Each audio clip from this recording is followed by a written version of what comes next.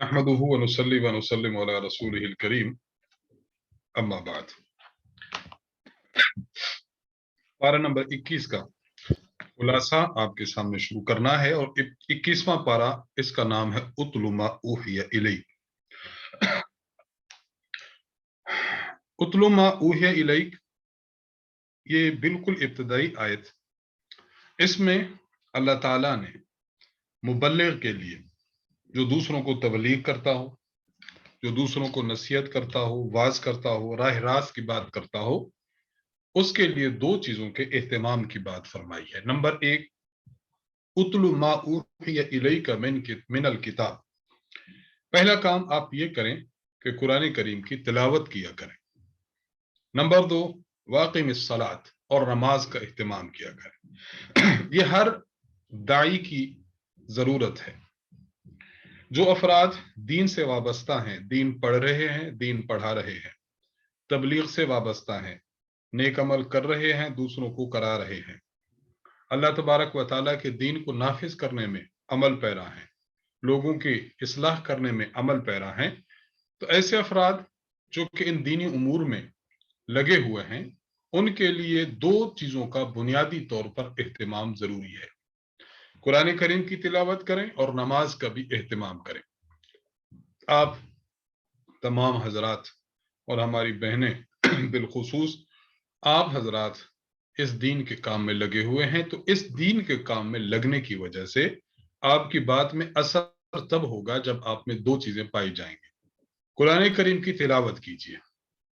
قرآن کریم ہر گھر میں موجود ہے، اس کا ترجمہ موجود ہے، اس کی تفسیر موجود ہے۔ اہل حق میں سے کسی کا ترجمہ اور تفسیر لیجئے اور اس کے پڑھنے کا اہتمام کیجیے۔ اور دوسری اہم بات، نماز کا اہتمام کریں۔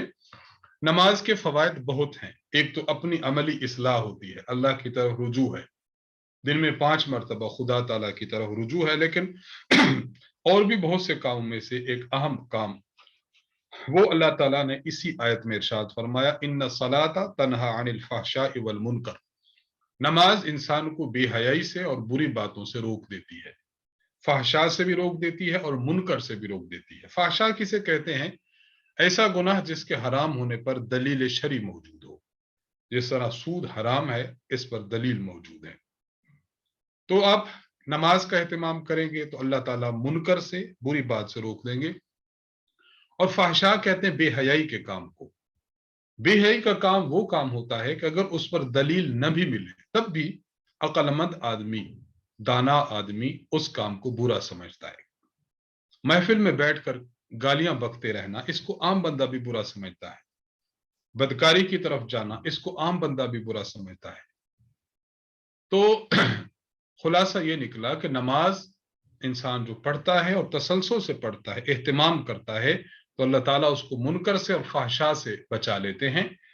ایک بات یہاں یاد رکھنے کے قابل ہے، وہ یہ کہ آیت میں آتا ہے ان الصلاۃ تنہا، تنہا کا معنی ہے روکنے والا، نہا یا نہا سے ہے، نماز روکتی ہے۔ ایک ہے چھڑوانا اور ایک ہے روکنا۔ نماز انسان پڑھے گا تو نماز روکے گی، باقی اگر کوئی شخص نماز پڑھنے کے باوجود نہ روکے تو یہ نماز کی کوتاہی نہیں ہے، یہ بندے کی اپنی کوتاہی اور کمزوری ہے۔ نماز تو روکتی ہے لیکن یہ نہ روکے تو الگ بات ہے۔ میں اس کی مثال عرض کرنا چاہوں گا۔ جگر کا مریض ہے، سخت یرکان ہے اور اعلیٰ درجہ کو پہنچا ہوا ہے۔ ڈاکٹر صاحب نے دوائی تجویز کی، دوائی اعلیٰ اور عمدہ ہے، وہ شخص کھاتا ہے۔ دوائی کا اثر ہے کہ دوائی نے اس شخص کے یرکان کو ختم کرنا ہے، لیکن یہ شخص یرکان کی دوائی بھی کھا رہا ہے اور ساتھ گرم گرم پکوڑے ڈیلی بیسس پر کھاتا ہے۔ یہ کر رہا ہے اور ساتھ ساتھ وہ مرغ کھا رہا ہے، پلاؤ کھا رہا ہے، تلی ہوئی اشیاء کھا رہا ہے۔ اب وہ یہ کہہ دے کہ دیکھیں ڈاکٹر صاحب نے تو کہا تھا کہ دوائی یرکان دور کرتی ہے، یہ تو دور نہیں کر رہی۔ ڈاکٹر صاحب کہیں گے دوائی تو دور کرتی ہے، لیکن جب دوائی کو دوائی سمجھ کر اور دوائی کے تقاضے کے مطابق آپ اس کو کھائیں۔ دوائی اثر کرتی ہے جب آپ اس کا اثر لینے کی کوشش تو کریں۔ اگر آپ یہ چیزیں کھائیں گے تو دوائی کیا اثر کرے گی؟ دوائی اب اثر کرتی ہے لیکن آپ کے ان اعمال کی وجہ سے اب دوائی اثر نہیں کرتی۔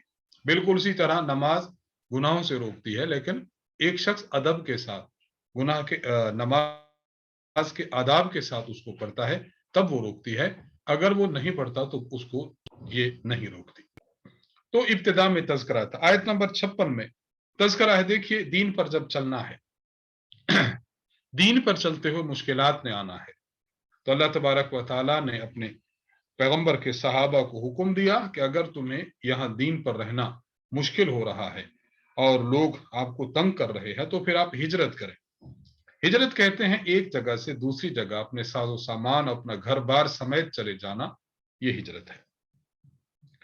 یا عبادی الذین آمنوا ان ارضی واسعہ، اے میرے بندو یہ میری زمین کشادہ ہے، زمین میری کشادہ ہے، یعنی تم یہاں سے چلے جاؤ، زمین کشادہ ہے، یہاں اگر تمہارے پاس دین پر عمل کرنے کا کوئی بھی راستہ اور ذریعہ نہیں ہے۔ یہ بات یاد رکھیں، اگر آپ کسی علاقے میں رہتے ہیں وہاں دین پر عمل ہو ہی نہیں سکتا تو آپ کے لیے ضروری ہے کہ آپ وہاں سے ہجرت کریں اور کسی اور علاقے میں چلے جائیں۔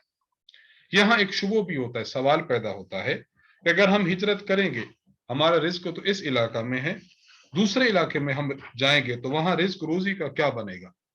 اللہ تبارک و تعالیٰ نے اس سے اگلی آیت نمبر 60 میں ارشاد فرمایا وَكَأَيٍّ مِّن دَابَّةٍ لَا تَحْمِلُ رِزْقَهَا اللَّهُ يَرْزُقُهَا وَإِيَّاكُمْ، کئی ایسے جانور ہیں جو اپنا رزق اپنے ساتھ نہیں رکھتے، جہاں بھی جاتے خدا ان کو رزق دیتا ہے تو وہ خدا تمہیں بھی رزق دے گا۔ لہٰذا اگر انسان کو ایک جگہ پر وہ دین پر عمل نہیں ہو رہا تو اپنی جگہ کو چھوڑ دیں۔ آگے آیت نمبر 65 میں اللہ تبارک و تعالیٰ نے مشرکین کے ایک طرز عمل کو ذکر کیا۔ مشرکین ایسے ہیں جب کشتی میں سوار ہوتے ہیں یا کسی کام پر ہوتے ہیں، پھنس جاتے ہیں تو اب اخلاص کے ساتھ اللہ کو پکارتے ہیں، لیکن جب اللہ تبارک و تعالیٰ اس مشکل سے ان لوگوں کو نکال لیتا ہے تو پھر وہ اللہ تعالیٰ کے ساتھ کسی اور کو شریک ٹھہرانے لگ جاتے ہیں۔ یہ ان کی دوہری پالیسی ہے، دوہری پالیسی ہے۔ یوں سمجھیے کہ دل سے وہ مانتے ہیں کہ مشکلات کا حل کرنے والے اللہ کی ذات ہے۔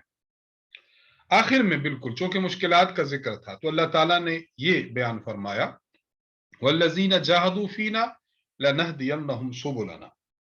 اللہ تعالیٰ نے ارشاد فرمایا کہ دین کے راستے میں جو شخص مشقت برداشت کرے، جو شخص پریشانی برداشت کرے تو ہم اس کے لیے کشادہ راہیں کھول دیں گے۔ اس سے بات معلوم ہوئی کہ مسلمان کے زندگی میں اگر کسی مقام پر کوئی مشکل آ جاتی ہے، پریشانی آ جاتی ہے تو اس میں ہمت نہ ہارے، اللہ کا حکم سمجھ کر اللہ کی طرف رجوع رکھے، اس مصیبت پر واویلا کرنے کے بجائے، دھاڑ فریاد کرنے کے بجائے اللہ کی طرف متوجہ رہے، بس یہ کام کرے۔ اللہ فرماتے ہیں لَنَهْدِيَنَّهُمْ سُبُلَنَا، ہم اس کے لیے راستے کھول دیں گے، راستے کھول دیں گے۔ کئی دفعہ ایسا ہوتا ہے، آپ کو وہم و گمان بھی نہیں ہوتا، لیکن کوئی ایسا شخص آپ کی زندگی میں آتا ہے، آپ کی مشکلات حل ہو جاتی ہیں۔ سورت روم اس میں تذکرہ ہے ابتدا میں روم کا، روم کی فتح کا ذکر ہے۔ اصل میں یہ معاملہ ہوا کہ میں اس کا آگے عرض کرتا ہوں شان نزول۔ دو قوتیں تھیں حضور علیہ الصلوۃ والسلام کے دور میں جو آمنے سامنے تھی، ایک تھا روم اور ایک تھا ایران۔ روم کے ہر بادشاہ کو قیصر کہتے تھے اور ایران کے ہر بادشاہ کو کسرا کہتے تھے۔ قیصر اور کسرا، رومی اہل کتاب تھے، عیسائی تھے، اور ایرانی یہ آتش پرست مجوس تھے، آپس میں ان کی جنگیں رہتی تھی۔ اب یہاں مکہ مکرمہ میں معاملہ ایسا تھا کہ نبی علیہ الصلوۃ والسلام دین برحق کی دعوت دے رہے تھے، آپ آسمانی کتاب قرآن کی دعوت دے رہے تھے۔ تو ان دو گروہوں کی جب جنگیں ہوتی اور اہل کتاب غالب آ جاتے تو مسلمانوں کو خوشی ہوتی کہ اہل کتاب، چونکہ ہم بھی اللہ تعالیٰ کی کتاب کو ماننے والے ہیں اور وہ پرانی کتاب کو مان رہے، لہذا خوشی ہوتی۔ اور جب ایرانی فتح پاتے تو مشرکین مکہ یہ خوش ہوتے، چونکہ مشرکین بتوں کی پوجا کرتے اور ایرانی لوگ یہ آگ کی پوجا کرتے تھے، اس لیے ان کو خوشی ہوتی۔ معاملہ ایسا ہوا کہ ایک بار رومیوں پر ایرانیوں نے ایسی چڑھائی کی کہ ان کو شکست دے دی، اور ایسی شکست دے دی کہ لگ ایسے رہا تھا کہ آج کے بعد یہ دوبارہ اٹھیں گے نہیں۔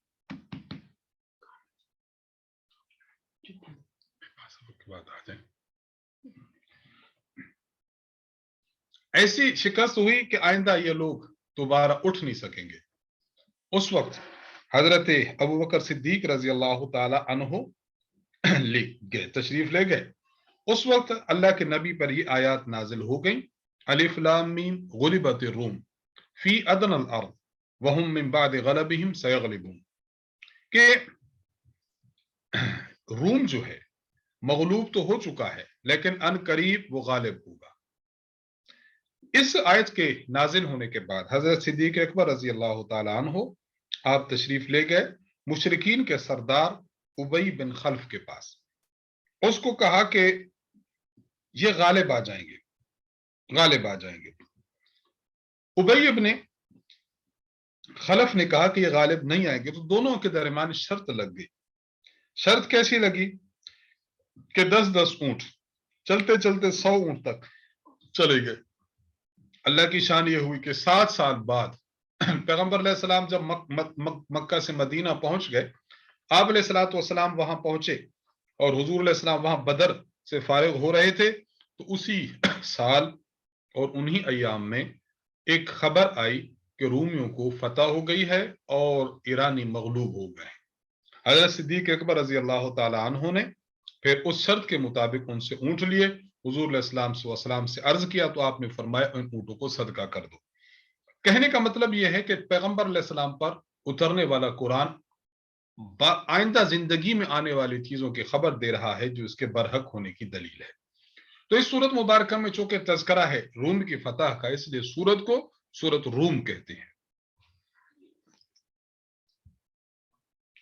آگے اللہ تبارک و تعالیٰ نے تذکرہ کیا آیت نمبر 21 میں اپنی نشانیوں کا۔ اللہ کی بڑی بڑی نشانیاں ہیں جو اس بات کی دلیل ہیں کہ اللہ کی طرف آؤ۔ نمبر 1، وَمِنْ آيَاتِهِ أَنْ خَلَقَ لَكُم مِّنْ أَنفُسِكُمْ أَزْوَاجًا لِتَسْكُنُوا إِلَيْهَا، اللہ تعالیٰ نے تمہیں مٹی سے پیدا کیا، تمہارے لیے تم سے بیویاں بنائی تاکہ بیویوں کے پاس تمہارے لیے سکون حاصل ہو۔ اللہ تعالیٰ نے آسمانوں زمینوں ان کی پیدائش، انسان کی پیدائش، انسان کی زبانوں کا مختلف ہونا، انسانوں کا رنگوں کا مختلف ہونا، یہ بھی اللہ کی قدرت کی نشانی ہے۔ اللہ نے رات بنایا، دن بنایا، رات بنایا اس میں نیند کرو، دن بنایا اللہ کا فضل یعنی رزق تلاش کرو۔ اللہ نے بجلی کی کڑک اور چمک پیدا فرمائی، اس سے ڈرو بھی صحیح کہ کہیں تم پر نہ آ گرے، امید بھی لگاؤ اس کی وجہ سے بارش ہوگی اور کھیت کھلیان درست ہوں گے۔ اللہ تعالیٰ نے آسمان اور زمین میں جو ہے وہ اپنا حکم صادر فرمایا اور یہ مارز وجود میں آئے۔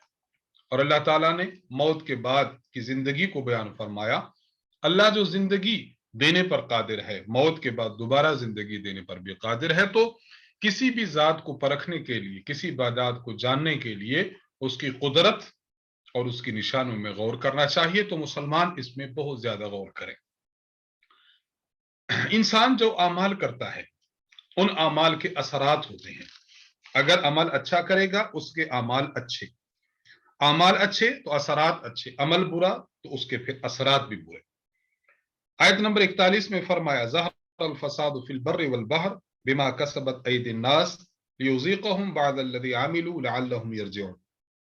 انسان جو عمل کرتا ہے ان اعمال کا اثر ہوتا ہے، برے عمل کرے گا تو اس کے آثار پورے کے پورے علاقوں میں، پورے کے پورے ماحول کو خراب کر کے رکھ دیتے ہیں۔ یہی وجہ ہے کسی بھی قوم میں برائی اگر عام ہو جاتی ہے تو اللہ تبارک و تعالیٰ نعمتیں روک دیتے ہیں۔ اس لیے انسان کو چاہیے کہ اپنے برے اعمال سے اپنے آپ کو دور رکھے، نیک اعمال کی طرف رکھے اپنے آپ کو۔ نیک اعمال کا بہت بڑا اثر اور اس کا بہت بڑا نتیجہ ہوتا ہے۔ آگے سورۃ لقمان کا ذکر ہے۔ سورۃ لقمان آپ نے نام سنا ہوگا، حکیم لقمان۔ حکیم لقمان یہ اللہ تعالیٰ کے بہت نیک آدمی گزرے ہیں۔ ایک بات یاد رکھیں کہ حضرت حکیم لقمان رحمت اللہ علیہ، حضرت لقمان یہ نبی نہیں تھے، یہ اللہ کے نیک ولی تھے۔ روایات میں مذکور ہے کہ ان کو اللہ تعالیٰ نے فرمایا کہ تمہیں نبوت دوں یا تمہیں ولایت دوں۔ انہوں نے کہا نبوت بہت ہی ایسا منصب ہے کہ جس میں بہت زیادہ انسان کو ذمہ داری سونپی جاتی ہے، مجھے नबूवत न दीजिए, अलबत्ता मुझे अपनी विलायत और दोस्ती अता फरमाइए। तो अल्लाह ताला ने इनको फिर विलायत अता फरमा दी। इब्तिदा में चूंकि इस कुरान करीम की इस आयत में हजरत लुकमान का जिक्र है कि उन्होंने अपने बेटे को कुछ नसीहतें फरमाई, वो आगे आ रही हैं, तो इसलिए सूरत को सूरत लुकमान कहते हैं। आयत नंबर 6 में वमिनन्नास मन यश्तरी लहवल हदीस लियुज़िल्ल अन सबीलिल्लाह, यहां नजर बिन हारिस एक मुशरिक था, उसके इस चीज का तज़किरा मौजूद है कि वो मुख्तलिफ ममालिक में जाता और तिजारत करता, तो वहां से वो मुख्तलिफ किस्सों पर और कहानियों पर किताबें खरीद लाता। अच्छा, वहां से गाने गाने वाली औरतें खरीद लाता, वो यहाँ आकर गाना गाती, किस्से फैलाने के लिए किताबें मुहैया करता, और वो ये बात कहता माअज़ल्लाह सुम्मा माअज़ल्लाह कि मोहम्मद सल्लल्लाहु अलैहि वसल्लम जो कुरान तुम्हें देते हैं, आद के समूद के किस्से हैं, ये तो पुराने दौर के हैं, मैं तुम्हें इससे भी ज्यादा मजेदार कहानियां सुनाता। फिर वो कहानियां सुनाता।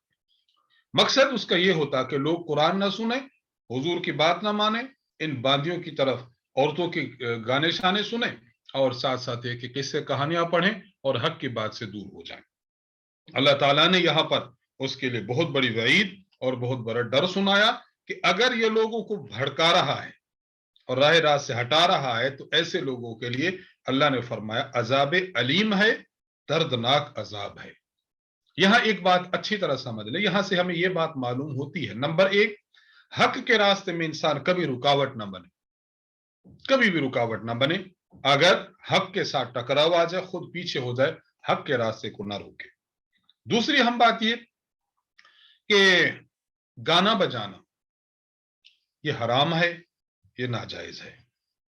ये इस आयत मुबारक से मुफस्सरीन ने समझा है, अल्लाह तबारक व तआला ने इसको लहवल हदीस फरमाया, वमिनन्नास मन यश्तरी लहवल हदीस। लहवल हदीस तो गाना बजाना, ये फजूलियात वाले काम है, गाने सुनना, गाने गाना, ये फजूलियात के काम है, इनसे इंसान को बचना चाहिए।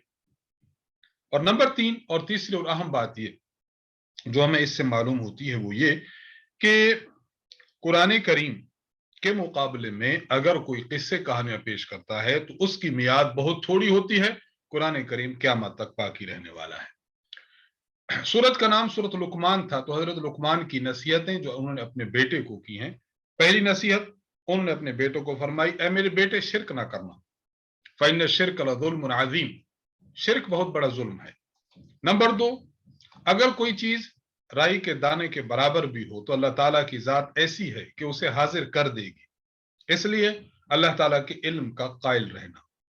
नंबर 3, नमाज की पाबंदी करना। नंबर 4, नेकी का हुक्म देना और बुराई से रोकना।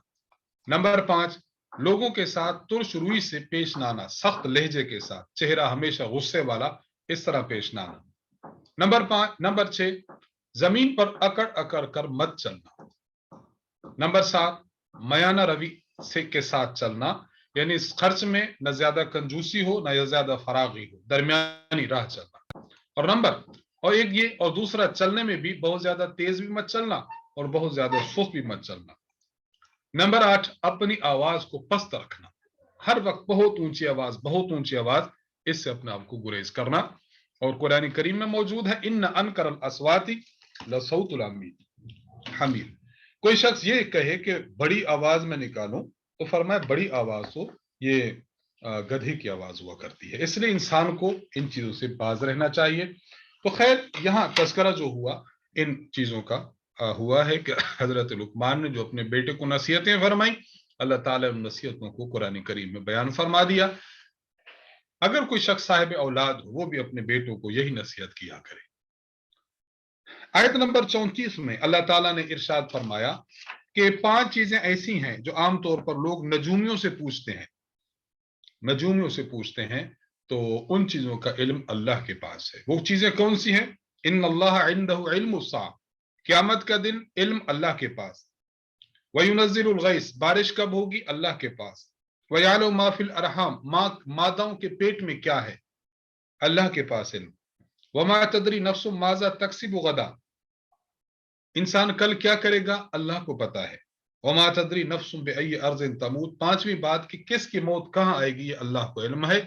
ان 5 چیزوں کو مفاتیح الغیب کہتے ہیں.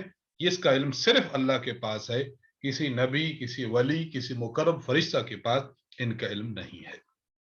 سورۃ السجدہ، اس میں سجدہ کا ذکر ہے اور آیت سجدہ بھی ہے، اس لیے سورت کا نام سورۃ السجدہ ہے. اللہ تعالیٰ نے اس میں توحید، رسالت، قیامت اس کا ذکر فرمایا ہے. آپ صلی اللہ علیہ وسلم کے بارے میں مروی ہے کہ جمعہ کے دن نماز فجر کی پہلی رکعت میں آپ یہ پڑھتے تھے اور دوسری رکعت میں آپ سورۃ الدہر پڑھتے تھے. هل اتى على الانسان حين من الدهر لم يكن شيئا مذكورا، دوسری رکعت میں آپ یہ پڑھتے تھے. آیت نمبر 4 میں اللہ الذي خلق السماوات والارض وما بينهما في 6 ايام ثم استوى على العرش. اللہ تعالیٰ نے زمین و آسمان کی تخلیق کا ذکر فرمایا کہ میں نے 6 دنوں میں ان کو پیدا فرمایا. 6 دنوں سے مراد 6 دنوں کی مقدار، کیونکہ دن اس وقت ہوتا ہے، رات اس وقت ہوتی ہے جب ہمارے پاس سورج اور چاند کا نظام. سورج اور چاند تو اس وقت تھے ہی نہیں، تو اللہ نے جب یہ فرمایا کہ 6 دنوں میں پیدا فرمایا تو اس سے مراد ان 6 دنوں کی مقدار ہے. اس کے بعد اللہ تعالیٰ عرش پر مستوی ہوئے. یہ بات یاد رکھیں کہ عرش پر مستوی ہونے سے مراد یہ نہیں ہے کہ اللہ تعالیٰ عرش پر اس طرح بیٹھے جس طرح معاذ اللہ کوئی جسم بیٹھتا ہے، نہیں. اس کا کیا معنی ہے؟ بس اللہ تعالیٰ کے سپرد ہم کرتے ہیں اور اس کو ہم اپنے عقل و دانش سے کسی طرح بھی اس کو متعین نہیں کرتے. عرش پر اللہ مستوی ہے، اس کا معنی کیا ہے؟ اس کے لیے استاذ محترم حضرت متکلم اسلام مولانا محمد الیاس گھمن صاحب دامت برکاتہم کے کچھ بیانات ہیں توحید باری تعالیٰ کے عنوان سے، ابھی اپلوڈ ہوئے ہیں چند دن قبل. تو اس آیت کے معنی کو سمجھنے کے لیے اس کا آپ کو سننا بہت ضروری ہے.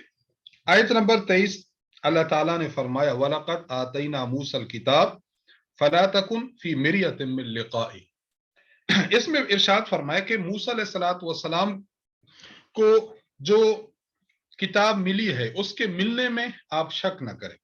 کیا معنی؟ اس کو ذرا سمجھنا چاہیے. مطلب یہ کہ آپ کی یا تو موسیٰ علیہ السلام سے جو ملاقات ہوئی تھی معراج کے موقع پر، وہ ملاقات حقیقی ہے، اس میں یقین رکھیے. ایک یا یہ ہے کہ موسیٰ علیہ السلام کو ہم نے تورات عطا فرمائی، اس کے ملنے پر یقین رکھیے. یہ دونوں معنی اس آیت کے مراد لیے جا سکتے ہیں. اور بالکل آخر میں آیت نمبر 24 میں وَجَعَلْنَا مِنْهُمْ أَئِمَّةً يَهْدُونَ بِأَمْرِنَا لَمَّا صَبَرُوا وَكَانُوا بِآيَاتِنَا يُوقِنُونَ. اللہ تبارک و تعالیٰ نے فرمایا کہ جس کو ہم ہدایت کا مقتدا، امام الہدا بناتے ہیں، اس میں 2 شرطیں ہیں، کمال علمی اور کمال عملی. علم بھی کامل درجے کا اور ان کا عمل بھی کامل درجے کا ہوتا ہے. لما صبروا یہ کمال علمی ہے. صبر کا دائرہ کار بہت وسیع ہے. اگر اطاعت کرے گا اس پر ڈٹا رہے گا، گناہوں سے بچنا ہے ڈٹا رہے گا، مشکل آئے گی ڈٹا رہے گا، تو کمال عملی ہوگا. وَكَانُوا بِآيَاتِنَا يُوقِنُونَ. اور جو مقتدا اور پیشوا ہوگا، بڑا عالم امام ہوگا اور رہنما ہوگا، رہبر ہوگا، اس کا علم بھی پختہ ہوگا. تو یہ بار بار تذکرہ کیا جا رہا ہے. علماء امت بھی اس میں شامل ہیں کہ ان کے علوم اور ان کی زندگی یہ پختہ ہونی چاہیے. سورۃ الاحزاب، احزاب حزب کی جمع ہے اور حزب کہتے ہیں گروہ کو. نبی علیہ الصلوۃ والسلام کے خلاف اس وقت کے مختلف قبائل جمع ہو کر آپ پر حملہ کرنا چاہتے تھے، مسلمانوں پر حملہ کرنا چاہتے تھے، مدینہ پر حملہ کرنا چاہتے تھے. تو چونکہ وہ بہت سے گروہ تھے اس لیے ان کو احزاب کہا گیا. ان گروہوں کا تذکرہ ہے، اس لیے فرمایا اس سورت کا نام سورۃ الاحزاب ہے. اس میں بہت ہی اہم قسم کے احکامات ہیں، جس میں منہ بولا بیٹا جسے ہم متبنہ کہتے ہیں، گود لیا بیٹا، اس کے احکامات ہیں. غزوہ احزاب ہے، غزوہ بنی قریظہ ہے، یعنی ایک جنگ جس کا نام احزاب ہے، ایک جنگ کا نام بنو قریظہ ہے. حضور علیہ السلام کی بیویوں کا ذکر ہے، ختم نبوت کا ذکر ہے اور پردے کے احکامات موجود ہیں. تو یہ بڑی جامع صورت ہے. ابتدا میں آیت نمبر 4 میں اللہ تبارک و تعالی نے ما جعل اللہ لرجل من قلبین فی جوفی، یہاں سے اللہ تعالیٰ نے عرب میں 3 مشہور باتیں تھیں، ان میں ان کی تردید کی ہے۔ پہلی بات یہ مشہور تھی کہ سمجھدار آدمی، دانا آدمی کے دو دل ہوا کرتے ہیں۔ اللہ نے فرمایا کہ بالکل غلط بات ہے، ایک ہی دل ہوتا ہے۔ نمبر 2، معاملہ یہ تھا کہ اگر کوئی شخص اپنی بیوی کو کہہ دے گا کہ تم ایسے ہو جیسے میری ماں کی پشت اور پیٹھ ہے مجھ پر، تو اس سے بیوی حرام ہو جاتی اور ہمیشہ کے لیے حرام ہو جاتی۔ یہ ان میں ایک بات تھی۔ اللہ تعالیٰ نے فرمایا کہ ایسا نہیں ہوتا، ہمیشہ کے لیے حرام نہیں ہوتی۔ یہ بات غلط ہے، لیکن ہمیشہ کے لیے حرام نہیں ہوتی۔ البتہ اس کا کفارہ دے گا، اور کفارہ دے کر پھر وہ بیوی اس کے لیے جو ہے وہ جائز ہوگی، ان کا رہنا سہنا۔ اس کے احکام، اس کو کہتے ہیں زہار، اس کے احکام 28ویں پارے میں آ رہے ہیں انشاءاللہ۔ تیسری بات جو ان میں پائی جاتی تھی وہ یہ کہ اگر کوئی شخص کسی کو کہتا کہ یہ میرا منہ بولا بیٹا ہے، تو اس کا حکم اس طرح مانتے تھے جس طرح حقیقی بیٹا کا ہے۔ میراث میں بھی اس کو شریک کرتے، اس کی بیوی سے طلاق کے بعد یا وفات کے بعد نکاح کو بھی حرام سمجھتے، پر یعنی یوں سمجھے کہ اس کو حقیقی بیٹا سمجھتے تھے۔ تو اللہ تعالی نے تینوں باتوں کی تردید کی کہ وہ حقیقی بیٹا نہیں ہے، وہ منہ بولا بیٹا ہے۔ آپ اس کو وہ فوت ہو جاتا ہے تو اس کی بیوی سے بندہ نکاح کر سکتا ہے۔ اگر یہ جس نے منہ بولا بیٹا بنایا یہ فوت ہو جاتا ہے تو پھر اس کو میراث میں سے حصہ نہیں دے گی، کیونکہ وہ حقیقی بیٹا ہے ہی نہیں۔ منہ بولے بیٹے کا احکامات الگ ہے۔ آیت نمبر 6 میں نبی علیہ الصلوۃ والسلام کے بارے میں فرمایا گیا کہ حضور علیہ الصلوۃ والسلام تمام مومن مردوں اور عورتوں کو اپنی جانوں سے زیادہ عزیز ہیں۔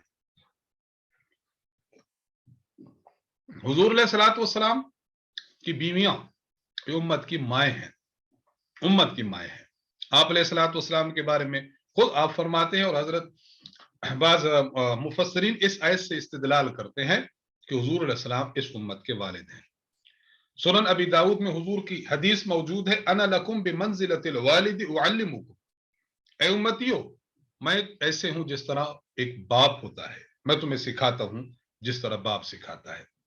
تو یہاں اللہ تعالیٰ نے اپنے نبی کے مومنین کے لیے عزیز الجان ہونے کو بیان فرمایا کہ جب نبی تمام مومنوں کے لیے جان سے زیادہ قریب ہے،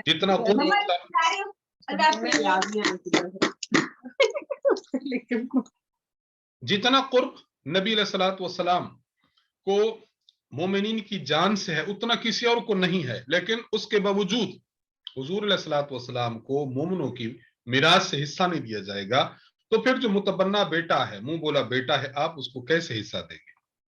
یہ 3 احکامات بیان فرمائے۔ آیت نمبر 9 میں غزوہ خندق کا بیان ہے۔ غزوہ خندق یہ تھی، جنگ بدر ہوئی، جنگ احد ہوئی، اس کے بعد جب عرب لوگ ناکام ہوئے تو انہوں نے یہ کہا کہ ہم لشکر تیار کرتے ہیں، ہر قبیلہ اس میں آئے، مختلف گروہ جمع کیے، ان کو احزاب کہتے ہیں۔ اس لیے جو جنگ ہوئی تھی اس کو جنگ احزاب بھی کہتے ہیں اور جنگ خندق بھی کہتے ہیں۔ اب اتنا بڑا لشکر آ رہا ہے، اتنا بڑا لشکر ہے، اور وہ 15,000 تک کا لشکر 12 سے 15 کے درمیان ہے۔ نبی علیہ السلام کو اطلاع ملی کہ اس طرح لوگ مدینہ پر حملہ آور ہو رہے ہیں، اب کیا کیا جائے؟ حضور علیہ الصلوۃ والسلام نے صحابہ سے مشورہ کیا، مختلف مشورے آئے۔ ایک مشورہ یہ آیا کہ مدینہ کے ارد گرد ایک خندق کھود دی جائے۔ خندق آپ یوں سمجھے جس طرح نہر ہوتی ہے، نہر میں پانی نہ ہو، آپ زمین کھودیں، زمین میں آپ پھر کوئی آگ ڈال دیں، آپ کوئی اور چیز ڈال دیں کہ دشمن اس میں سے آپ کی طرف آ نہ سکے۔ حضرت سلمان فارسی رضی اللہ تعالی عنہ نے فرمایا کہ اس طرح خندق کھودی جائے۔ تو خندق جب کھود لی گئی تو لشکر کے لشکر آئے، لیکن اب کیا کریں؟ آگے خندق ہے، درمیان میں گریں گے تو آگ ہے، درمیان میں گریں گے تو پانی ہے، اس میں سے کیسے گزریں؟ اس لیے وہ حملہ نہ کر سکے، اس طرح کر کے وہ لوگ بھاگ گئے۔ تو یہاں اس چیز کا ذکر ہے۔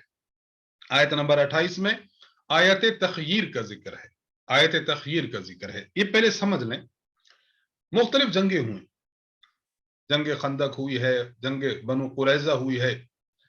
جب مختلف خندقیں ہوئی ہیں اور مال غنیمت بھی بہت آیا تو حضور علیہ السلام کی بیویوں نے آپ سے ایک درخواست کی، ایک مطالبہ کیا۔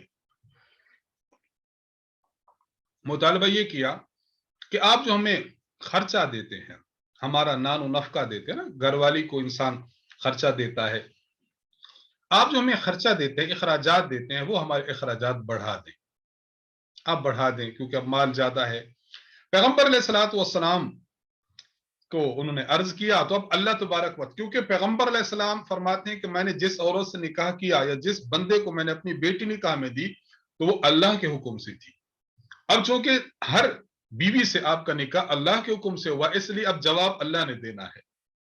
اللہ تبارک و تعالیٰ نے اب جواب یہ دیا اپنے پیغمبر علیہ الصلوۃ والسلام کو کہ اے پیغمبر آپ اپنی بیویوں کو واضح کہہ دیں, آپ فرما دیں کہ اگر تم میرے ساتھ رہنا چاہتی ہو تو بس پھر اپنے مطالبات مت کرو, اور اگر تم مال و دولت چاہتی ہو تو ٹھیک ہے, میرا پیغمبر آپ کو مال و دولت دے گا, جو آپ مانگتے دے گا, اس کے بعد میرے نبی سے جدا ہو جاؤ.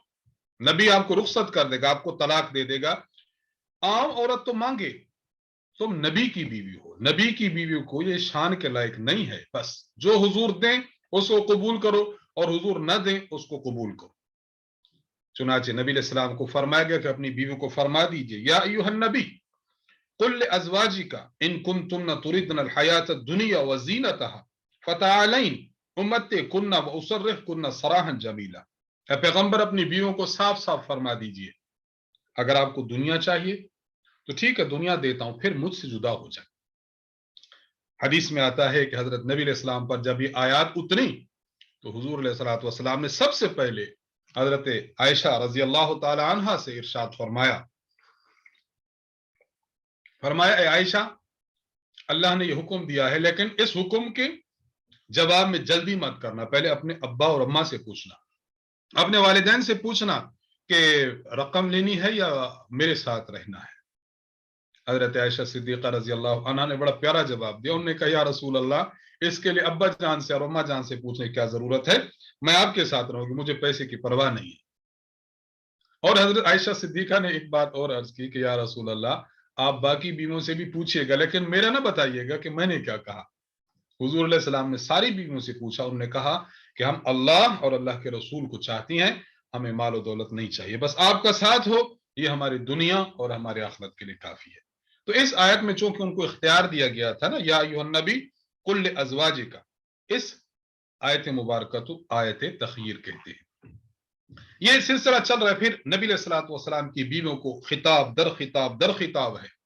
پارہ نمبر 22 کے بالکل ابتدا میں آیت نمبر 32 ہے, ارشاد فرمایا یا نساء النبی لستن کاحد من النساء. حضور علیہ الصلوۃ والسلام کی بیویوں کو ارشاد فرمایا اے نبی کی بیویوں یہ بات آپ غور سے سن لو, آپ کا مقام اور مرتبہ دنیا کی تمام عورتوں سے بڑھ کر ہے. آپ عام عورت نہیں ہو, اگر آپ تقوی اختیار کریں گی ثواب آپ کو ڈبل ملے گا, اگر معاذ اللہ ثم معاذ اللہ آپ سے گناہ ہو جائے تو آپ کو عذاب بھی ڈبل ملے گا.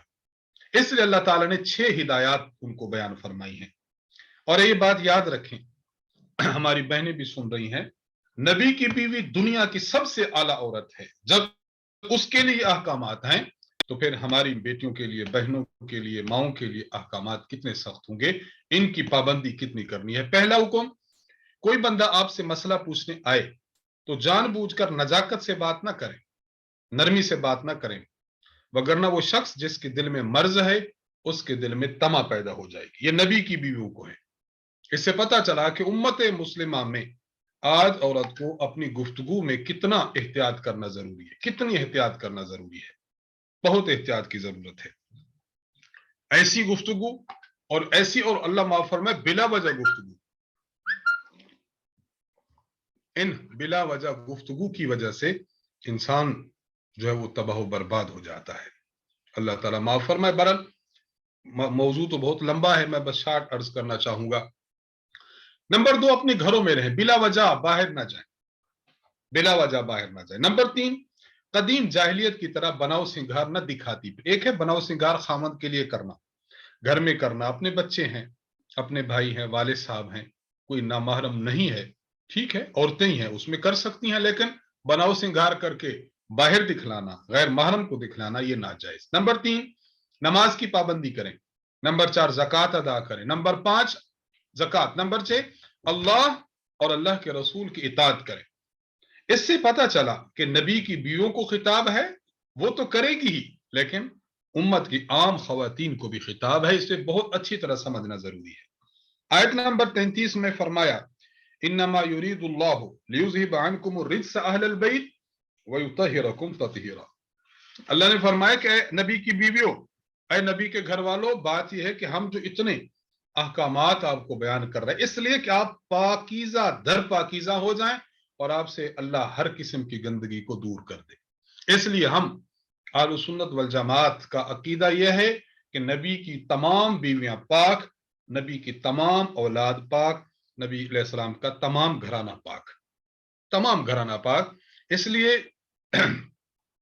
एक बात यहां ये समझे बतौर फायदा, ये जो कहा गया ना इस आयत में कि अहलल बैत, इन्नमा युरीदुल्लाहु लियुज़हिबा अन्कुम अर्रिज्स अहलल बैत, अहलल बैत से मुराद हुजूर अलैहिस्सलाम की बीवियां हैं और फिर आपकी बेटियां हैं। बाज लोग ये समझते हैं कि अहले बैत से मुराद हुजूर की बीवियां नहीं है, वो बिल्कुल गलत जानते हैं। क्यों? आप खुद देखिए, बीवियों को हुक्म है तखयीर की आयत का, बीवियों को हुक्म है कि तुम सबसे अजीम औरतें हो, बीवियों को हुक्म है कि तुम्हें ये 6 अहकामात हैं इन पर अमल करो।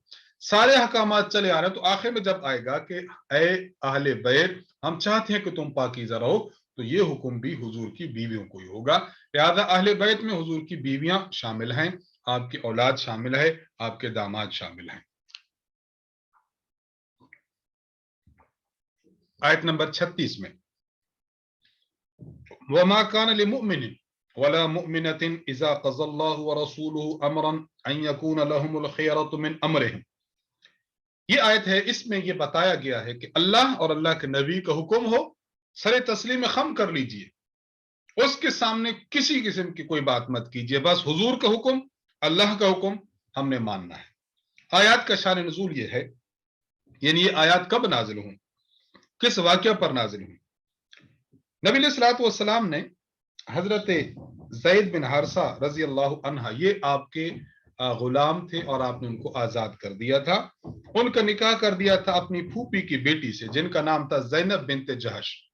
एक बात याद रखें, ज़ैद बिन हारिसा ये हुजूर के मुंह बोले बेटे भी थे। हजरत ज़ैनब का निकाह जब उनके साथ हुआ, होने की हुजूर अलैहि सलाम ने करना चाहा, तो हजरत ज़ैनब के भाई थे अब्दुल्ला बिन जहश, उनको ये बात गवार गुजरी। वजह जाहिर बात है, वो कहते थे कि हम तो खानदान कुरैश हैं, ज़ैनब मेरी बहन खानदान कुरैश की औरत है, और ज़ैद जिससे निकाह करेंगे वो तो एक गुलाम थे, अभी आजाद हुए हैं, तो ऊंचा मकाम है मेरी बहन का, और जो खामन बन रहा है वो तो एक गुलाम है। तो उस दौर में ऊंचे खानदान वाली औरत का अगर छोटे खानदान वाले मर्द से निकाह होता तो लोग इसको मायूस समझते। तो अल्लाह ताला ने उस वक्त ये आयत नाजिल फरमाई, मा कान लिमुमिनिन वला मुमिनतिन इज़ा क़ज़ल्लाहु व रसूलुहु अमरन अन यकून लहुमुल खियरतु मिन अमरिहिम। क्यों? अल्लाह का रसूल किसी भी हुक्म का फैसला फरमा दे, अब किसी मोमिन ना मोमिना के शान के लायक है कि उस फैसले में तरद्दुद करें। जब यह आयत नाजिल हुई तो दोनों बहन भाइयों ने, हजरत ज़ैनब ने और उनके भाई अब्दुल्ला ने, इस निकाह को तस्लीम किया और इस निकाह पर राजी हुए रजी अल्लाह तआला अन्हुमा। आयत नंबर 37 में मैं कर रहा हूं कि मुख्तलिफ इसमें अहकामात इस जामे सूरत में आ रहे हैं। तो आयत नंबर 37 में हजरत ज़ैनब और हजरत ज़ैद का एक वाकया मज़कूर है। यहां ये बात याद रखें, हुजूर अलैहिस्सलातु वस्सलाम ने हुक्म दिया था, निकाह हो गया, लेकिन मामला ऐसा हुआ कि हजरत ज़ैनब बिन्त जहश ऊंचे खानदान की थी, हजरत ज़ैद एक आजाद करदा गुलाम थे, तो बज़ाहिर एक ऊंचे खानदान और एक आजाद करदा गुलाम तो आपस में बनती नहीं थी, हमेशा अनबन अनबन अनबन। हजरत ज़ैद रजी अल्लाह अन्हु ने हुजूर अलैहि सलाम से मशवरा किया, या रसूल अल्लाह, आप मुझे फरमाएं अगर मैं इसको तलाक दे दूं तो नहीं बस रही, हमेशा लड़ाई हमेशा लड़ाई हमेशा बातें होती हैं। हुजूर अलैहि सलाम ने फरमाया, अल्लाह से डरो, तलाक न दो, हाँ जहां तक हो सकता है एक दूसरे के हुकूक अदा करते रहो। ये बात चली। अल्लाह तबारक व तआला ने हुजूर अलैहिस्सलातु वस्सलाम को एक वही के जरिए, एक पैगाम के जरिए बता दिया कि तलाक होगी और उसके बाद आप अल्लाह के हुक्म से हजरत ज़ैनब से निकाह करेंगे। हुजूर इसका इजहार ना फरमाते, क्यों? अगर इजहार फरमाते तो लोगों को मौका मिल जाता कि देखो मुंह बोला बेटा था कल और आज उनकी बीवी से निकाह कर लिया। اب اللہ تبارک و تعالیٰ نے حضور علیہ السلام کے ذریعے اس رسم کو مٹانا تھا کہ منہ بولا بیٹا حقیقی بیٹے کی طرح نہیں ہے. تو جب حضرت زید نے اپنی بیوی کو طلاق دے دی تو پیغمبر علیہ السلام کو حکم ہوا کہ آپ اب زینب سے نکاح کر لیں. اب اگلی آیات میں ارشاد فرمایا گیا، اعتراض ہوا کہ یہ تو بیٹا تھا. اللہ تعالیٰ نے فرمایا کہ ما کان محمد ابا احد من رجالکم ولکن رسول اللہ وخاتم النبیین، کہ محمد صلی اللہ علیہ وسلم تم میں سے کسی مرد کے نسبی باپ نہیں ہے، لہٰذا زید ان کا حقیقی بیٹا نہیں ہے. یہ تم لوگوں کی غلط رسم ہے کہ جو حقیقی بیٹا نہ ہو اس کو حقیقی بیٹے کا درجہ دے دیتے ہو، یہ غلط رسم ہے. اس غلط رسم کو حضور کے عمل سے توڑ دیا گیا اور حضور علیہ السلام کو فرمایا گیا وَلَكِ رسول اللہ وخاتم النبیین، آپ اللہ کے رسول ہیں اور آپ آخری نبی ہیں، آپ کے بعد کوئی نیا نبی دنیا میں نہیں آئے گا. اس سے یہ بات سمجھ آتی ہے، ایک تو مسئلہ حل ہو گیا کہ حقیقی بیٹا الگ ہوتا ہے اور منہ بولا بیٹا بالکل الگ ہے. دوسری ہم بات یہ سمجھ آئے کہ حضور علیہ السلام آخری نبی ہیں، اس لیے مسلمانوں کا عقیدہ ہے کہ پیغمبر علیہ السلام کے بعد کسی اور کو نبی مانے اور کسی نبی کے آنے کی بات کرے وہ دائرہ اسلام سے خارج ہے. حضور آخری نبی ہیں. آیت نمبر 45 میں اللہ تبارک و تعالیٰ نے پھر اپنے نبی کی 5 خصوصیات کو بیان کیا. چونکہ نبی کی نبوت کا ذکر ہے، آپ کی شان کا ذکر ہے، تو فرمایا آپ کی ختم نبوت بھی شان ہے اور آپ کی یہ بھی شان ہے. یا ایھا النبی انا ارسلناک شاہدا ومبشرا ونذیرا، ہم نے آپ کو بنایا نمبر 1 سب سے پہلے شاہد، آپ کو گواہ بنایا، آپ اپنی امت پر اور پچھلی امتوں پر گواہی دیں گے. نمبر 2 مبشرہ، آپ خوشخبری دینے والے ہیں. نمبر 3 نذیرہ، ڈرانے والے ہیں. داعین الی اللہ باذنہ، چوتھی بات کہ اللہ کے حکم سے اللہ کی طرف بلانے والے. وسراجا منیرا، اور آپ ایسا چراغ ہیں جس سے امت کو روشنی ملتی ہے. اللہ تعالیٰ حضور علیہ الصلوۃ والسلام کے ہم ادنا سے غلام ہیں، نبی علیہ الصلوۃ والسلام کی امتی ہیں. جب ہمارے نبی کا اتنا بڑا مقام ہے تو ہم امتیوں کو بھی اس مقام پر خوش ہونا چاہیے کہ ہمارے نبی کی شان یہ ہے. حضور علیہ السلام کی چند خصوصیات کا ذکر ہے آیت نمبر 50 میں. یا ایھا النبی انا احللنا لک ازواجک اللاتی آتیت اجورہن. نبی علیہ السلام کی ایک خصوصیت یہ کہ 4 سے زیادہ بیویاں حضور کے لیے حلال ہیں، باقی امت کے لیے نہیں. نمبر 2 مال فے میں جو باندی آ جائے گی نبی علیہ السلام کی ملکیت میں آ جائے گی وہ بھی آپ کے لیے حلال ہے، تقسیم سے پہلے بھی آپ کسی بھی باندی کو لے سکتے ہیں. نمبر 3 حضور علیہ الصلوۃ والسلام کے چچا کی بیٹیاں، پھوپھی کی بیٹیاں، ماموں کی بیٹیاں، خالہ کی بیٹیوں میں سے صرف ان کے ساتھ آپ نکاح کر سکتے ہیں جنہوں نے ہجرت کی ہے، جنہوں نے ہجرت نہیں کی آپ نکاح نہیں کر سکتے. اور نمبر 4 کوئی ایمان والی عورت اپنے آپ کو حضور کے لیے پیش کرے بغیر مہر کے، یعنی حضور اب عام بندے مہر تو دیں گے، حضور کے لیے مہر کی شرط نہیں ہے. آپ علیہ السلام نکاح کرنا چاہیں بغیر مہر کے کر سکتے ہیں، امتی کے لیے جائز نہیں ہے. تو یہ چند خصوصیات ہیں. آیت نمبر 53 میں اللہ تعالیٰ نے کھانے کے آداب کا ذکر فرمایا. اس آیت کی شان نزول یہ ہے کہ حضرت زینب بنت جہش سے نکاح ہو گیا. حضور علیہ السلام نے لوگوں کو ولیمہ کے لیے بلایا، کھانا تیار ہونے سے پہلے ہی کچھ لوگ آ کے بیٹھ گئے. اب گھر چھوٹا ہے، وقت بہت زیادہ ہے کھانے تیار ہونے میں. حضرت زینب دیوار کی طرف رخ کر کے بیٹھ گئی، لوگ بیٹھے ہیں بیٹھے ہیں بیٹھے ہیں.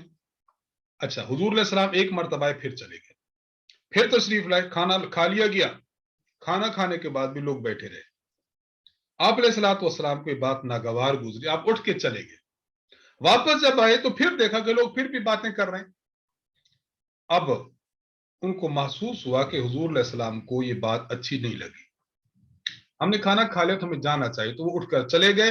اب آیات نازل ہوئی یا ایھا النبی یا ایھا الذین آمنوا لا تدخلوا بیوت النبی الا ان یؤذن لکم. 3 اہم احکامات بیان فرمائے گئے. پہلی بات جن کو کھانے پر بلایا جائے صرف وہ لوگ آئیں. نمبر 2 کھانے سے پہلے جا کر نہ بیٹھیں. کھانے کا وقت ٹائم بتایا گا، میں آج کے دور میں عرض کرنا چاہوں گا، آپ کو بتائے گا کہ 2 بجے آنا ہے تو آپ 12 بجے نہ چلے جائیں. 1 बजे ना चले जाए, राइट टाइम पे आप चले जाए। इससे बिला वजह अब वो खाने को सेट करे या मेहमानों को संभाले, ऐन वक्त पर खाना लगा देगा, मेहमान आएंगे, खाना खा ले। तीसरी बात, खाना खाकर चले जाया करें, वहां बैठने की रियायत, वहां ना बैठे, अब बैठे रहे, अब वो बर्तन उठाए, बर्तन धोए, जगह सेट करे। एक ये है कि आपके इतने क्लोज उसके साथ ताल्लुक है कि वो कहते हैं कि आप बैठे, लेकिन अब ये निकाह का मौका है, दुल्हन बैठी हो, खामन परेशान है कि अब मेहमान हजरात उसी कमरे में बैठे हैं, तो मेहमानों को कुछ ख्याल रखना चाहिए। तो बहरहाल आज भी यही हुक्म है, आज भी कहीं भी खाने के लिए जाए, खाना खाएं, बस इजाजत लेकर फौरन आ जाए।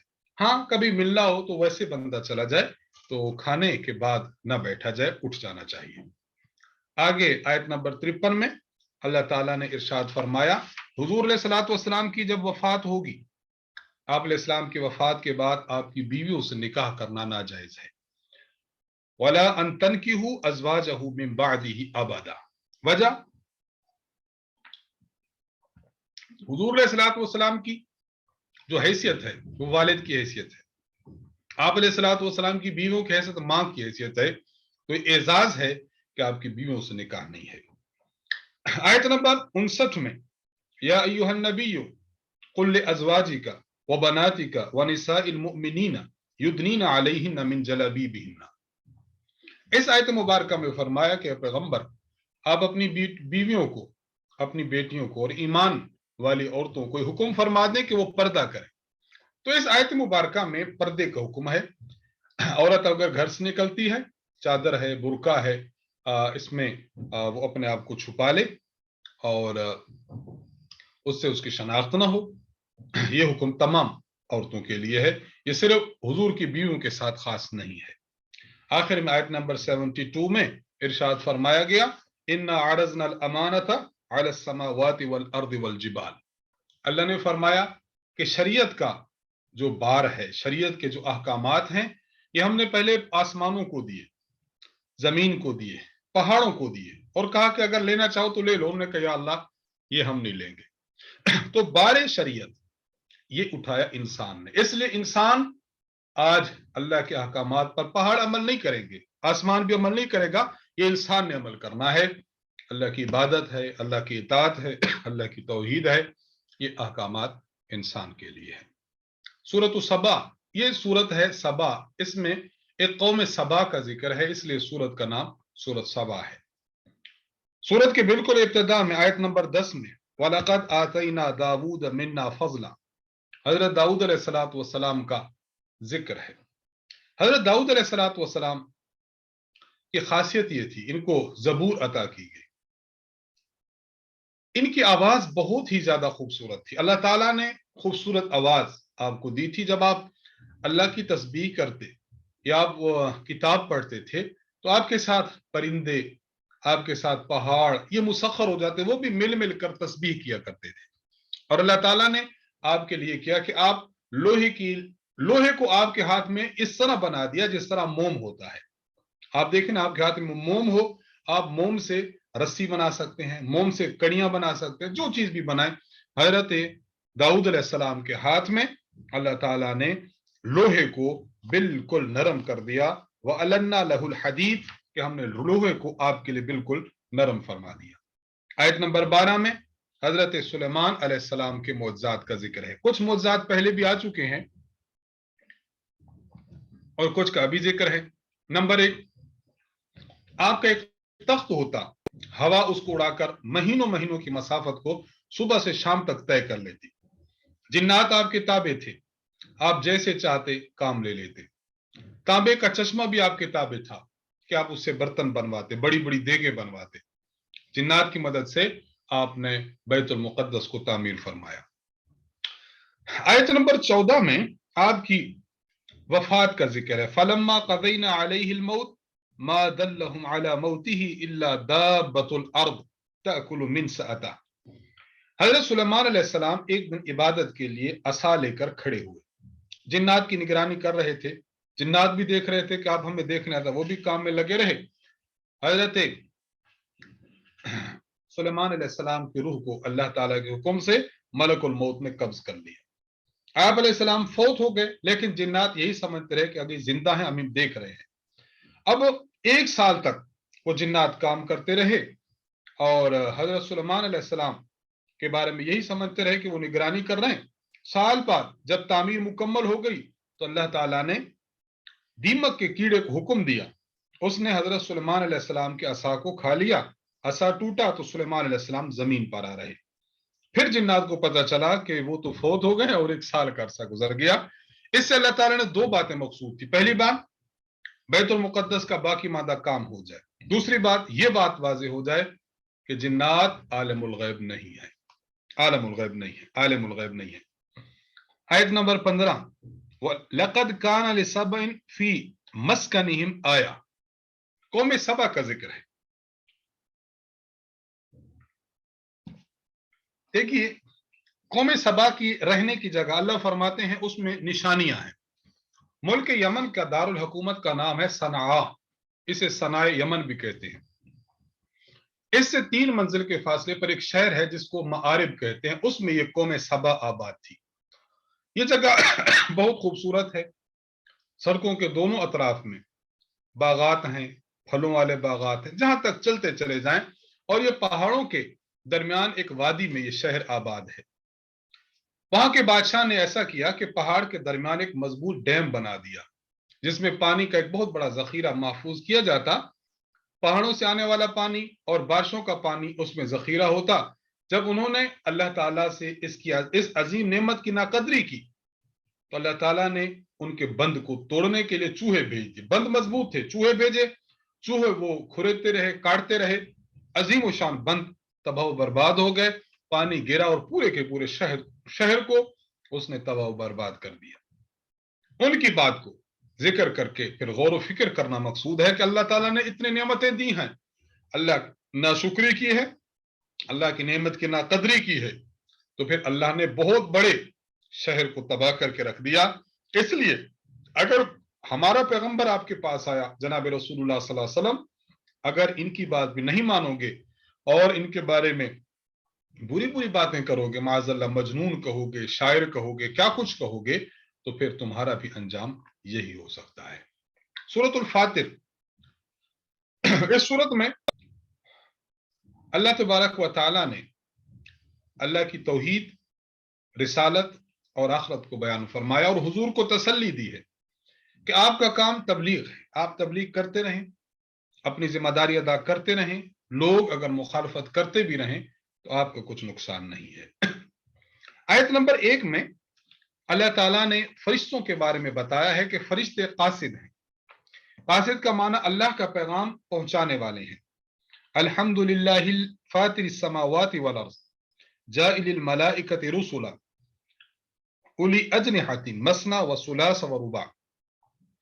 अल्लाह ने फरिश्ते पैदा किए और फरिश्तों को अपना कासिद बनाया। अपने नबी पर फरिश्ते पैगाम लाते हैं। फरिश्तों में कई अकसाम हैं।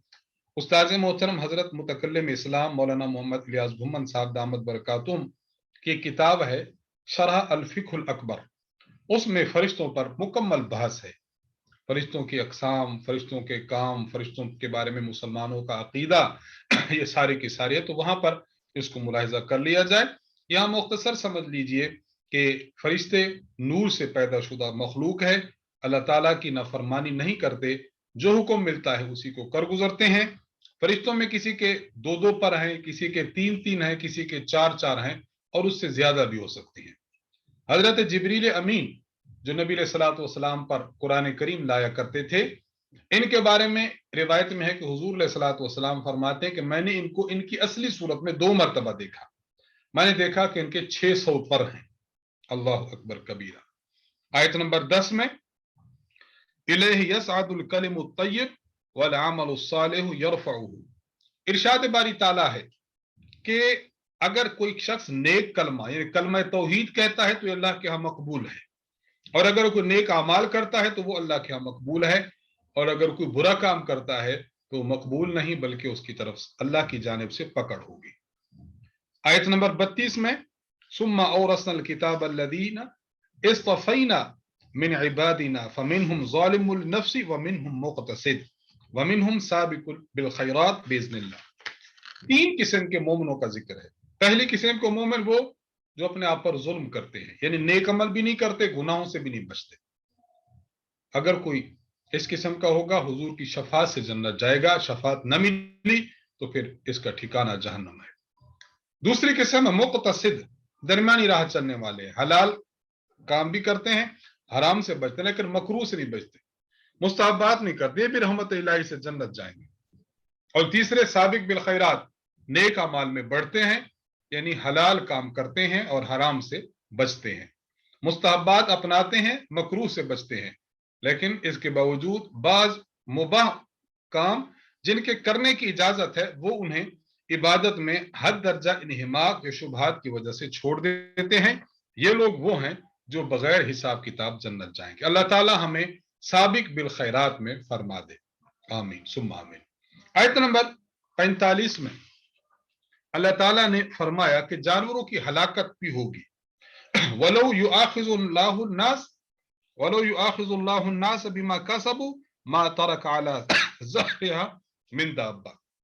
अल्लाह फरमाते हैं कि अगर लोगों के आमाल कुफरिया की वजह से हम इन लोगों को अजाब दें, सजा दें, तो इस जमीन को हम खत्म कर देंगे, जमीन पर कोई जी रूह नहीं बचेगा, ना इंसान न जानवर।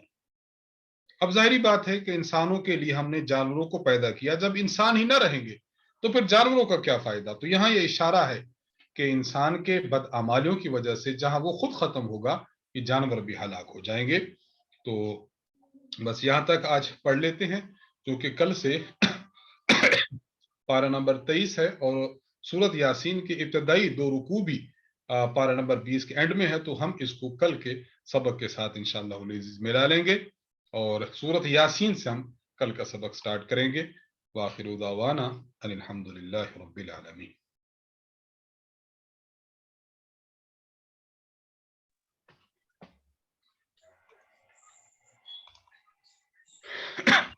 फरहान हमीद साहब। अस्सलामु अलैकुम वरहमतुल्लाहि वबरकातुहू। वालेकुम अस्सलाम वरहमतुल्लाहि वबरकातुहू। सादे मोहतरम कैसे हैं, ठीक हैं आप? जी जी, अल्लाह का फजल, अल्हम्दुलिल्लाह। सादे मोहतरम दो सवाल हैं आज के सबक के हवाले से। एक तो सदकात में मैंने पढ़ा था कि हकीम लुकमान रहमतुल्लाह अलैह ने अपने बेटों को कुछ वसीयतें की, बेटे को वसीयत की थी, तो एंड में उन्होंने एक बात की थी कि मोमिन के तो गोया दो दिल हैं, एक में पूरा यकीन, दूसरे में पूरा खौफ। और यहाँ पर हमने बात की कि दिल एक है, कुरान के है, तो ये थोड़ा सा इश्काल है। नहीं, कोई इश्काल नहीं। यह जो लफ्ज उन्होंने कहा ना, गोया के दो दिल हैं, गोया का माना ही यही है कि एक दिल है, बज़ाहिर लगते दो दिल हैं। जिस तरह हम कह देते हैं ना कि मुसलमान की एक जुबान है और काफिर की दो जुबानें हैं। अब दो जुबानों का माना ये नहीं है कि जो उसके मुंह में टंग है वो दो हैं, मतलब ये है कि है एक जुबान लेकिन बोली दो बोलता है। तो हजरत हकीम लुकमान से अगर ये कौल साबित हो तो उसका माना ये होगा कि दिल तो एक ही है, अलबत्ता दिल में ख्यालात दो आ जाते हैं, ये माना है। अब कोई टकराव नहीं है। यानी सादे मोहतरम तशबीह के लिहाज से बात की, बस उन्होंने समझाने के एतबार। जी ऐसा ही है, ऐसा ही है, ऐसा ही बहुत है। मुनाफा। अच्छा, दूसरा उस्ताद मोहतरम जो हमने यहाँ पर जो हिजरत के मुतालिक आप अलैहिस्सलाम की जो फुफेजात, खालाजात, तायाजात या जितने भी रिश्तेदार के जिन्होंने हिजरत की जी सिर्फ उनसे निकाह हो सकता है। जी, अच्छा, तो फिर ये बात यानी हदीस के लिहाज से है या अल्लाह का हुक्म है? यानी हुक्म है एक तो खुद, ये हुक्म बारी ताला, हुक्म बारी ताला है। ठीक ठीक है बात उस्ताद ऐसी साहब, चीज है ना। जी ठीक है, ठीक, जजाकम। अब्दुर्रहमान जज़ाकम। साहब, जजाकुमुल्लाह खैर। अब्दुर्रहमान साहब। अस्सलामु अलैकुम वरहमतुल्लाहि वबरकातुहू। वालेकुम अस्सलाम वरहमतुल्लाहि वबरकातुहू। उस्ताद मोहतरम, हमने कैशबैक का सवाल पूछा था जो आपसे, वो हमने मैसेज भेज दिया था, अगर इजाजत है तो यहाँ। आपने मैसेज भेज दिया? जी जी, अच्छा ठीक है, मैं देख लेता हूँ, मैं देख लेता हूँ। ठीक है, बात जज़ाकल्लाह खैर। नोमान साहब। जी अस्सलाम वालेकुम। वालेकुम मेरा अस्सलाम। सवाल जी मेरा सवाल ये है कि आपने अभी किसी आयत में ये था कि बारिश का होना और जी माँ के पेट में जो बच्चा है वो नर है या मादा, اس کا ہونا صرف اللہ ہی کے علم میں ہے. تو آج کل کے زمانے میں جیسے ویدر فورکاسٹ سیٹلائٹس ہیں، آپ کو پتہ ہوتا ہے کہ کل کب سے کب تک بارش ہوگی، کتنی بارش ہوگی، کتنے ملی میٹر بارش ہوگی، اور وہ ویسے ہی ہوتا ہے، مطلب کم و بیش. آپ موسم کا حال جیسے ہوتا ہے اور جیسے فورکاسٹنگ ہوتی ہے، ویدر فورکاسٹنگ، وہ بھی کافی ایکوریٹ ہوتی ہے. دوسرا یہ کہ میڈیکل سائنس اتنی ترقی کر گئی ہے کہ وہ جینڈر کا پتہ لگ جاتا ہے، کہ پہلے سے پتہ کر لیتے ہیں کہ بیٹی ہے یا بیٹا، یا نر ہے یا مادہ ہے ماں کے پیٹ میں. تو اس کے بارے میں ذرا وضاحت کیجئے کہ جو آپ نے بتایا، جو قرآن میں آیا ہے وہ، اور آج کل کی سائنس کے لحاظ سے یہ کس طرح ہم اس کو سمجھیں. اس کے لیے میرا ایک کلپ ہے، تقریباً ہے کوئی 7-8 منٹ کا، الٹرا ساؤنڈ کے نام سے. وہ لکھیں اور پھر میرا نام لکھیں، مفتی شبیر احمد حنفی، تو یوٹیوب پر آپ کو مل جائے گا. اس پر میں نے وضاحت کر دی ہے. البتہ آپ کے سوال کے جواب میں مختصراً بات عرض کر دوں. قرآن کریم کی اس آیت میں ہے کہ ما فی الارحام کا لفظ ہے. ماں کے یعنی مادہ کے رحم میں کیا ہے. جو لفظ ماں ہے، اس کا معنی اگر یہ ہو کہ صرف جینڈر، تو ایسا نہیں ہے. اس ماں کا معنی یہ ہے کہ ماں کے میٹ میں کیا ہے. اس ماں میں عموم ہے. عموم کا مطلب یہ ہے کہ کوئی شخص یہ نہیں جانتا کہ یہ جو اندر ہے یہ نیک ہوگا یا بدبخت ہوگا، مسلم ہوگا یا کافر ہوگا، زندگی اس کی کتنی ہوگی، اور آیا کہ دنیا میں آنے سے پہلے وفات پا جائے گا یا زندہ رہے گا، اس کا ٹھکانہ جنت ہوگا یا جہنم ہوگا. تو یوں سمجھے کہ صرف ایک جینڈر کی بات نہیں ہے، بلکہ اس میں اس کے جو مغیبات ہیں، اس کے تمام تر جہات یہ اللہ ہی جانتے ہیں. الٹراسونوگرافی کے ذریعے آج ہم اگر جان سکتے ہیں تو وہ صرف جینڈر جانتے ہیں. تو جینڈر ایک جز ہے. کوئی شخص جز جان لے تو کل کو نہیں جان سکتا. اس لیے آیت اپنے مقام پر ٹھیک ہے، پہلی بات. دوسری اہم بات یہ ہے کہ یہاں جو ہے نا جی کہ ان اللہ عنده علم الساعہ، اللہ تعالیٰ ہی کے ہاں قیامت کا علم ہے. اللہ تعالیٰ ان چیزوں کو جانتے ہیں. بارش. ہاں، بارش کو. اچھا، یہ جو علم ہے اللہ تعالیٰ کے پاس، اس علم کو علم غیب کہتے ہیں. علم غیب حتمی اور قطعی ہوتا ہے، اس میں رد و بدل نہیں ہے. اور علم غیب، دوسری بات، علم غیب جب بھی معلوم ہوتا ہے تو علم غیب یہ بغیر کسی وسیلہ کے، بغیر کسی ذریعہ کے، بغیر کسی تجربہ کے اور بغیر کسی آلہ کے معلوم ہو، وہ علم غیب ہے. اب ہم دیکھتے ہیں کہ اگر کوئی شخص پیشن گوئی کرتا ہے کہ کل بارش ہوگی، اب یہ پیشن گوئی کس اعتبار سے کرتا ہے؟ ظاہری بات ہے اس نے تجربے کی بنا پر کی ہے یا اس نے کچھ آلات کے بنا پر کی ہے. تو یہ علم غیب ہے ہی نہیں جو آلات کے بنا پر ہے. ایک دوسرا ہے یہ قطعی نہیں ہے. اور قطعی نہ ہونا یہ دلیل اس بات کی کہ یہ اللہ کے علم کا عشر اشیر بھی نہیں ہے. کئی دفعہ ایسا ہوتا ہے، اور یہ ہمارے باضابطہ تجربہ کی بات ہے. الٹرا ساؤنڈ کرایا اور ڈاکٹر بہت اعلیٰ ہے، یعنی شہر کا اچھا ڈاکٹر ہے. اس نے بتایا کہ بچہ ہے. جب وہ برتھ ہوا اس نے کہا کہ بچی ہے. یعنی یہ ہمارے آنکھوں دیکھے مشاہدے ہیں. ٹھیک. اچھا ہوا کہ کل بارش ہوگی، کل بارش نہیں ہوئی. تو یہ دو جوابات ہیں، لیکن مزید تفصیل میں نے عرض کیا الٹرا ساؤنڈ کے نام سے آپ یوٹیوب پر سرچ کر لیں، میرے نام سے انشاءاللہ آپ کو ڈیٹیل مل جائے گی. ٹھیک، بہت شکریہ، جزاک اللہ. معصوم سید صاحب. السلام علیکم ورحمۃ اللہ وبرکاتہ. وعلیکم السلام ورحمۃ اللہ وبرکاتہ. اچھا حضرت، یہ پوچھنا تھا، ایک تو یہ جو حکیم لقمان جو ہے ان کے نام سے جو صورت ہے ہمارے پاس قرآن میں، تو یہ اکثر یہ کہا ہے، آپ نے بیان میں بھی کہا ہے کہ اللہ تعالیٰ نے جو ہے ہر نبی کو جو ہے وہ آپشن دیا تھا کہ آپ حکمت لینا چاہیں یا نبوت لینا چاہیں. تو ان کو جو ہے ان کے بارے میں رحمۃ اللہ علیہ کہتے ہیں، لیکن ان کو یہ نبی نہیں تصور کیے جاتے ہیں جیسا علم سے ثابت ہوتا ہے. تو ان سے اللہ تعالیٰ نے کلام کیسے کیا کہ آپ کو نبوت چاہیے یا آپ کو جو ہے حکمت چاہیے؟ تو یہ کلام جو کیا اللہ نے ان سے پوچھا، ان سے جو سوال یا اختیار ان سے پوچھا، تو اس کا تذکرہ کیسے مطلب ہے آتا ہے کہ کس طرح اللہ نے رابطہ کیا ان سے؟ دیکھیے، اللہ تبارک و تعالیٰ جب کسی سے بات کرتے ہیں، پہلے بھی عرض کیا تھا حضرت موسیٰ علیہ السلام کی والدہ کے بارے میں، اوحینا الی ام موسیٰ. تو کسی کے دل میں بعض مرتبہ بات ایسی ڈال دی جاتی ہے کہ وہ اس کو یقین کی حد تک محسوس ہوتا ہے کہ من جانب اللہ ہے. تو ان سے بھی جب گفتگو اللہ تعالیٰ کی ہوئی ہے تو وہ الہام کی صورت میں ہوئی ہے، الہام کا معنی ہی یہی ہے کہ دل میں ایسی بات ڈال دینا جس کو وہ کنسیڈر کرے من جانب اللہ. تو ان سے کلام اس طرح ہوا تھا. ٹھیک ٹھیک ٹھیک ٹھیک جزاکم اللہ. عالم نور صاحب. السلام علیکم ورحمۃ اللہ. استاد محترم. وعلیکم السلام ورحمۃ اللہ وبرکاتہ. استاد محترم وہ 15 اور 16 پارے کی ہمیں ابھی تک ریکارڈنگ نہیں ملی. 15-16 پارے کی ریکارڈنگ میں معلوم کرتا ہوں, معلوم کر کے عرض کروں گا انشاءاللہ. جزاکم اللہ. جزاکم اللہ خیر. عبد الرحمان صاحب آپ تو میرے خیال میں ہو گئے. جی استاد صاحب پوچھنا یہ تھا کہ وہ سیرت خاتم النبیین جو کتاب ہے حضرت متکلم اسلام صاحب کی, وہ داخلی والے نمبر پہ رابطہ کرا تو لیکن جواب نہیں ملا. اگر آپ بھیج دیں تو بڑی مہربانی ہوگی. چلو یہ بھی آپ یہ میسج بھی مجھے فرما دیں. جزاک اللہ. جی جی. عبد الماجد صاحب. عبد الماجد جی صاحب. السلام علیکم استاد جی. وعلیکم السلام ورحمۃ اللہ. جی فرمائیں. استاد جی میں کہہ رہا تھا جی جیسے کہ فجر کی نماز قضا ہو گئی ہماری, تو اس کو قضا کی نیت کیا رہے گی استاد جی؟